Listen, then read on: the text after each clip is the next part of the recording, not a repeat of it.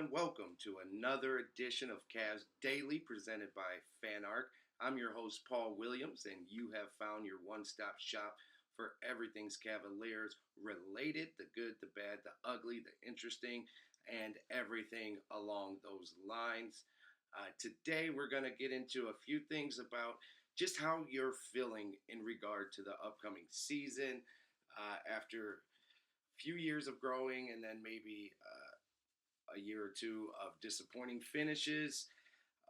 How, despite us having some great regular seasons in the past 2 or 3 years, how confident overall are you on this team as far as the playoff goes, and if this is really a championship level team? So, with that, let's get to the first topic, which is what I just stated. How confident are you in these 25-26 Cleveland Cavaliers?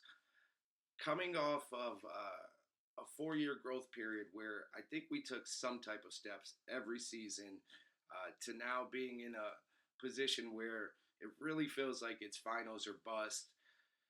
I have seen so many varying opinions of the Cavs. So many people have jumped off the bandwagon as soon as that Indiana Pacers series happened. I mean, it was tough getting people on the bandwagon last year. It took numerous historic runs and winning streaks, things of that nature, just to get people to really buy into the 24-25 version of the Cleveland Cavs. And then with that finish to the playoffs, I think it just took all the goodwill that they had built up and kind of diminished that. And now, at least for a lot of people, I think the Cavs are really starting from scratch and back into a prove it situation where until they do it when it matters the most, people just aren't going to believe. Yeah, you'll have your diehard Cleveland fans that are always going to keep the faith, and you'll have your pundits here and there that are still going to pick the Cavs to make the finals, maybe even win a championship. But honestly, a lot of that is probably because of the state of the Eastern Conference with the injuries to Tatum in Boston and then Halliburton in Indiana. People picking the Cavs still might be more due to the lack of options rather than how they actually feel about the Cleveland Cavaliers. Me personally, I feel really good. I mean, no one's going to let it be an excuse, and I'm the same way. I'm not going to use it as an excuse, but injuries and luck play a huge part in determining who wins an NBA championship. And when you have a little bad luck and a little bad injury luck at the wrong time, I mean, it can quickly torpedo your season, as we just saw a few months back. So I'm kind of giving a mulligan to the Cavs as far as what happened in the playoffs last year. I think they're more of the 64-win team that they showed all season rather than the team that lost 4-1 to the Pacers in the second round. At least 30-40% of our core rotation just was not healthy, and a couple of those guys were clearly hobbled. I mean, no one in the NBA playoffs is 100%, but when you have guys trying to play at 70, 75%, sometimes maybe even in the 60% range, it just isn't going to do your team much good in the long run. And I think that's where the Cavs were operating at last season. So while there were a few disappointing moments in that Pacers series, especially Game 5 and Game 2, the collapse at the end of Game 2 particularly, I feel like what happened in Game 2 was the reason that we lost that series. And if you remember it, which I wish I didn't, I wish I could forget, but the Cavs did have a 9-point lead with over a minute left and a 7-point lead with about 42 seconds left. So if we were able to inbounds the ball or had a ball handler like a Darius Garland who was out that game, or even a Evan Mobley or DeAndre Hunter, just to take some relief off the other guys, I feel like we win that game too, and things are totally different as far as the outlook on the Cavs. So I'm not killing them completely from their disappointment, and I'm still keeping the faith. And I feel really good about this Cavs team. With the small additions we made, I don't see a world where we're not at least in the Eastern Conference Finals. And once you put yourself in that position, you obviously have a real shot at a title. So my confidence level is still pretty high. But another thing that comes along with the confidence level, and it's interesting to think about in the Cavs situation particularly, is there anything that can happen this regular season that would change your opinion on the Cavs or build your confidence back up if you are waning a little bit? Or does it just not matter until the playoffs start in April? I know for many people, and especially some pretty prominent Cleveland radio guys and just Cleveland sports media figures in general, are very down on the regular season, don't think it's going to matter at all, and don't think their opinions can be changed due to anything happening in the regular season. But that was said at this time last season as well. The same people that were down, well, many of the people that were downplaying what the Cavs could do in the regular season or how much it would matter, those same people were on the bandwagon once the Cavs started to dominate in the fashion they did last year. So I do think the season can make a difference. Now, coming off what we did last season, the bar is like even higher, which I don't know what more we can do than what we did last regular season. But if you're just seeing signs like growth from certain players or that big next step for Evan Mobley, and he really does turn into an MVP type player, I don't see how you don't at least gain some confidence from seeing that throughout the regular season, because no matter what anyone says, the regular season does matter for something. Uh, Everything that happens in the playoffs and all the adversity you go through on your or en route to winning a title or making a deep playoff run, those characteristics are built in the regular season. The team chemistry is built in the regular season, camaraderie, all that does matter and does play a very big role in the success you could possibly have when it comes to playoff time. So I will still be excited about the regular season, and I will leave an open mind to having my opinion change for the better or for the worse come regular season. But for me personally, I still will care, and I do think I can be swayed.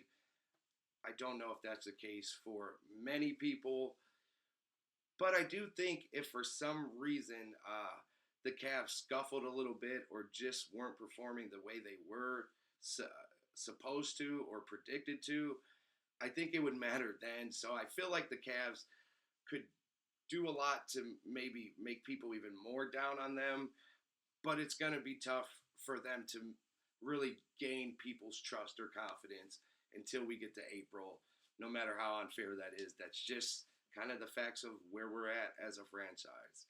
And speaking of the regular season, do you think the Cavs need that number one seed and the home court advantage throughout at least the Eastern Conference playoffs? Or do you think the LeBron way is just fine, where the playoffs are the regular season and everything up until that point is kind of just a tune-up, and whether you're the 2, 3, 4, even 5 seed, you're confident enough in your team that you think you can make that run without straining yourself all season trying to get a top seed? I feel like, especially with still having a young team that hasn't gotten over the hump just yet, I do think it's important to be a top seed and to have that potential game 7, whether it's first, second, or Eastern Conference Finals round game 7, having that at home in Cleveland, it would be a huge factor and a huge advantage for the Cavs.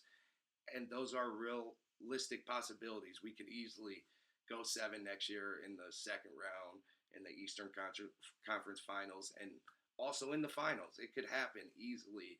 And while the number one seed might not seem that important throughout the long 82-game regular season, when it comes down to it and you need a win to keep your season alive, it's much, much better playing in front of your home crowd, especially when you have such a home court advantage like the Cleveland Cavaliers.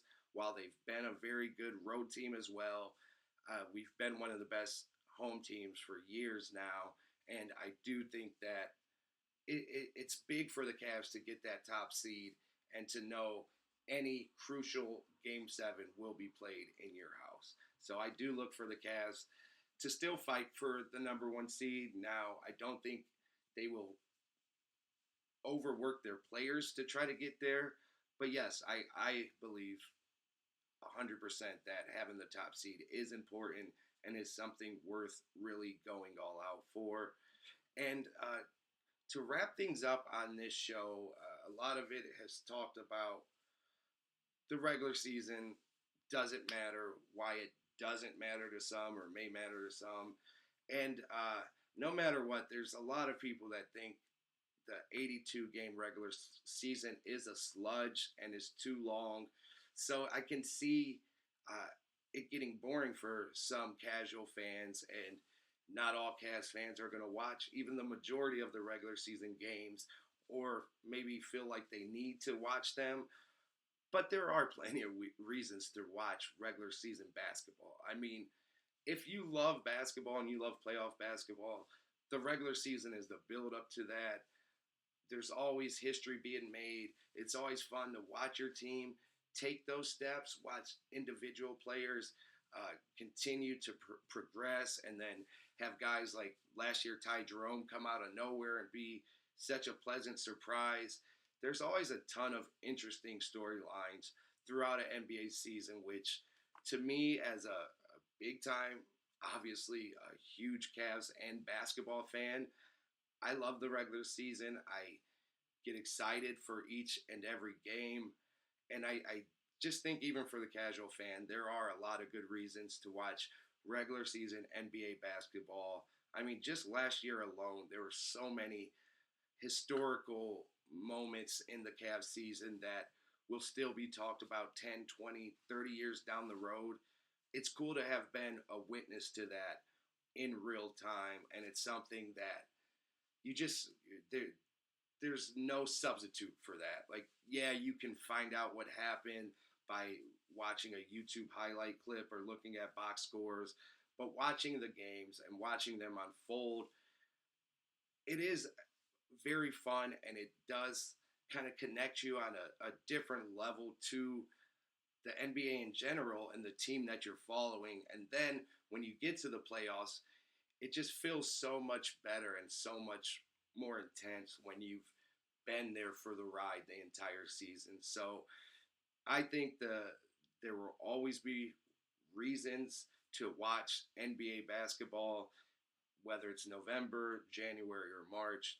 I know I'm not the only one that feels that way, but I also know that there are a ton of others who feel quite opposite. But yeah, I think there's plenty to watch in the regular season. And just for this year alone, let's watch and see what Kenny Atkinson does with his rotations, how he plays Lonzo Ball, how many minutes is Ball getting throughout the season, how many back-to-backs does he play in, what about Larry Nance coming back home, how does he look rejuvenated, obviously Evan Mobley, what type of step does he take, Donovan, I mean, we've kind of just grown accustomed to his greatness, but what steps and what improvements does he make this season? Because each season prior, he has came back a different player to begin the regular season. So those are just some of the things that are exciting to think about when it comes to regular season basketball. And you'll have me to talk about each and every game before and after it happens. So if that's not good enough reason for you, I don't know what is. And yeah, with that comes the end of another episode. I appreciate you guys being along for the ride. Hope you will like, subscribe, maybe tell some friends about it, and really get a community going here. Until we talk again, this is Paul Williams. Cavs Daily is out. Have a great day, and I'll see you tomorrow.